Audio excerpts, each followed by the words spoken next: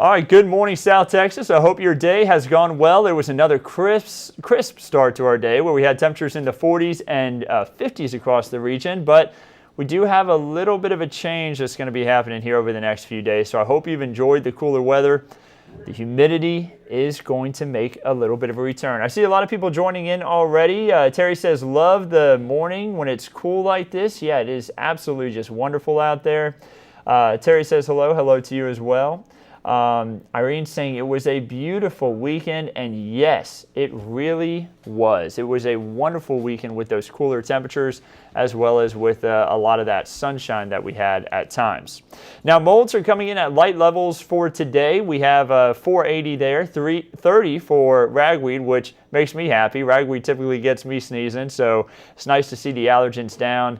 The mold finally falling down after we had that heavy rain last week, which caused it to spike. Whenever we have that heavy rain, we always get that big spike in molds. Now for today, of course, that's not the high yet. 55 is what the National Weather Service recorded earlier on this morning, but 49 was the low this morning. A nice, cool, and crisp start to the day. Only a degree warmer compared to what we had yesterday.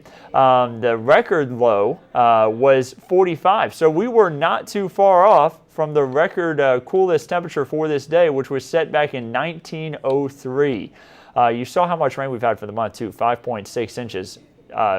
way more than half of that, about 3/4 of that, happened just last week for Wednesday and Friday. So if you missed the sunrise, here's what it looked like. A gorgeous sunrise out over Calaveras Lake. Just a few upper-level cirrus clouds passing through, nothing menacing. A nice quiet day ahead of us with a good amount of sunshine.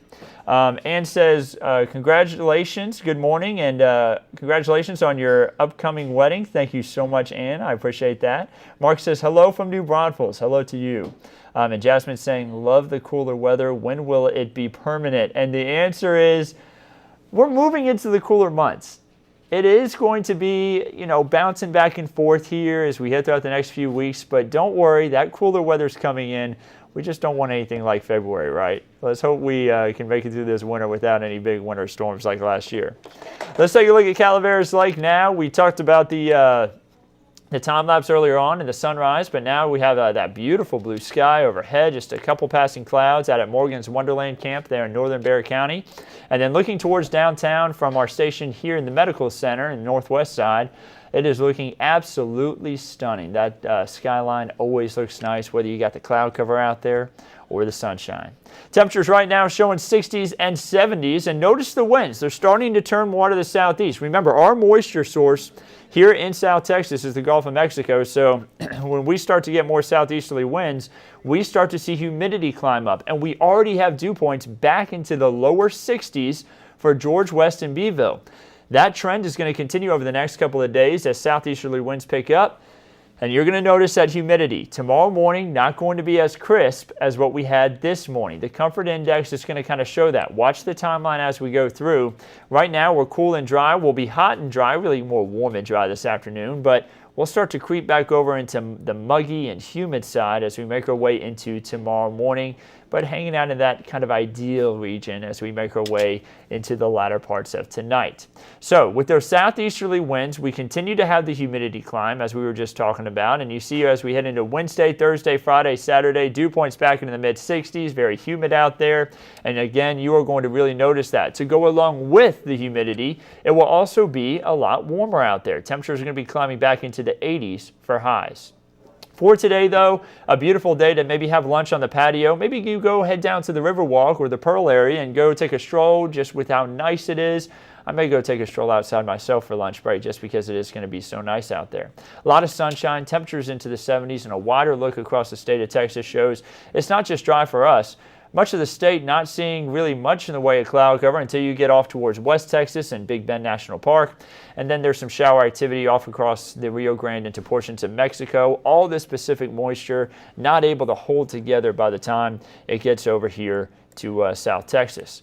And a wider look across the United States, you notice that we're not the only ones dealing with dry conditions. Much of the U.S. pretty dry here as we head throughout our Monday. So let's get through future clouds and radar. This is the next 48 hours. You'll notice that we have temperatures rising into the 70s and 80s this afternoon. Again, southeasterly winds. We continue our way into tonight. Those southeasterly winds continue to bring in moisture off the Gulf, and that means that we end up with a lot of cloud cover as we start off the day on Tuesday. That's temperatures in the 50s and 60s, a lot of cloud cover there. We move into the afternoon, going to have some lingering clouds where it's a partly cloudy to mostly cloudy sky. And notice the temperatures getting a little bit warmer each day. For Tuesday, 70s and 80s across the region, and again, as we mentioned before, more humidity. Now, future clouds and radar trying to show some shower activity here and there, some light shower activity. I don't think we see any of that. I think we stay dry as we head throughout Tuesday and Wednesday. Wednesday, we start off with temperatures in the 60s. Again, a lot of cloud cover, and that's going to be something that trends here as we head into the middle and to the end of the week with more moisture in the atmosphere. 7-day rainfall forecast shows that we're pretty dry. Of course, we don't need the rainfall after how much rain we had last week. 1/4 of an inch or less across our region, with a lot of South Texas moving through the next 7 days without a drop of rain. The Edwards Aquifer doing a lot better, not at the best number for today, 666. Hopefully we can get it to move around a little bit, but it is up a half a foot in the last 24 hours. The 10-day average at 661.8 feet. But stage 1 water restrictions remain in place because remember, the city and SAWS officials don't lift it typically until 14 days after we have seen the Edwards Aquifer get above 660. So remember to keep conserving water as long as the aquifer is in stage 1 water restrictions. The average rainfall by month shows us that we are now up to 5.6 for October. This is our third wettest month of the year so far. And remember, it's important that we have all this rain because 2019, we were 10 inches behind average on rain by the end of the year. 2020 did the same thing, more than 10 inches behind average. And this year, we may make it to the average amount of rainfall. Right now, we're at 31.46, less than an inch more of rain, and we will have hit it. That would be the average for a whole calendar year there at that 32.38 mark. So let's hope we can get to it because we needed the rainfall to help fill up the lakes, and the lakes are doing pretty good. At least Canyon Lake is, and Calaveras. Calaveras is also, pretty much full. It typically doesn't struggle, but Canyon Lake was having a little bit of trouble. Now it's 99.7% full. If it hits 909, it is 100%. Medina Lake, meanwhile, at 28.8% full. They've just had trouble getting water to fill back up the lake there. So still having some trouble there. Drought monitor, yeah, it shows moderate droughts have normally dry conditions, but data for the drought monitor is gathered every Tuesday, and then the map updates on Thursdays. So this map does not take into consideration the heavy rain we had Wednesday night, the heavy rain we had on Friday.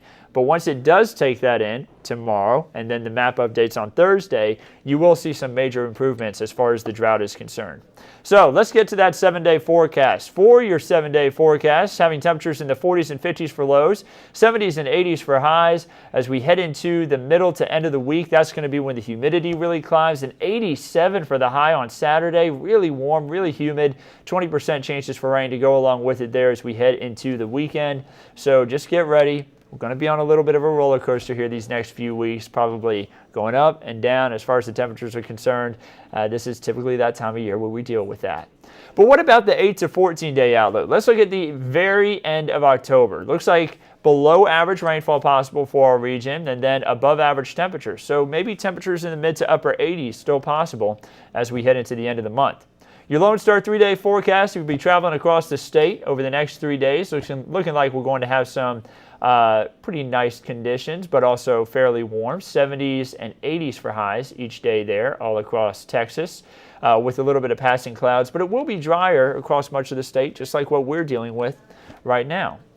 The Texas Gulf Coast forecast, I know we're a few days out from anybody who may be headed down to the beach this next weekend, but it will be a better weekend to be at the beach compared to this past weekend. This past weekend was a little cool, but 80s for highs, just 20% chances for rain here and there, especially Port Aransas and Galveston, going to be really nice with all that sunshine if you intend to head down to the beach this weekend. And then finally, your Texas State Park forecast for tomorrow. A lot of cloud cover, going to be more warm or warmer, going to be more humid, and you're going to notice that if you're going to be out there doing any hiking. But still, not too bad, very manageable compared to what we had a couple of weeks ago where it was so hot out there.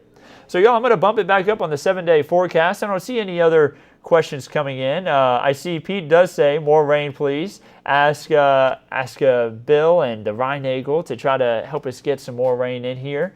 Yeah, I'll do that. Bill's going to be in this afternoon, by the way, with the latest update to the forecast. Meteorologist Stacia Wilson is on at noon, so be sure to watch that. Of course, our noon show now starts in just about an hour.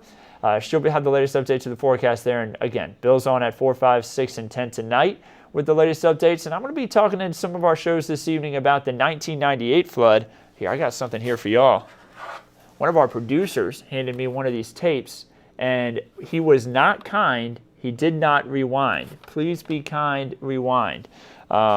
Anybody who's really young watching this may be saying, what is he talking about? And what is that thing he's holding? But yeah, we're going to be talking about some of the flooding that we had back in 1998, which came from 2 Pacific tropical systems and a stalled front over our region.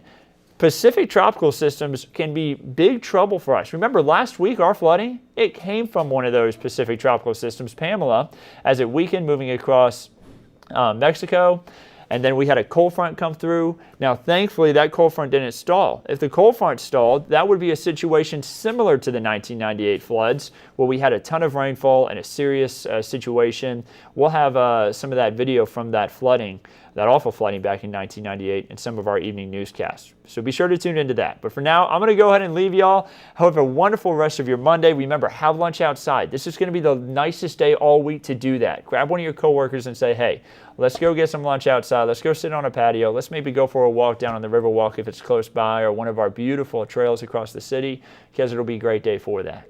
So here's the 7-day forecast. Have a wonderful day. We'll keep you updated on everything right here at KENS 5.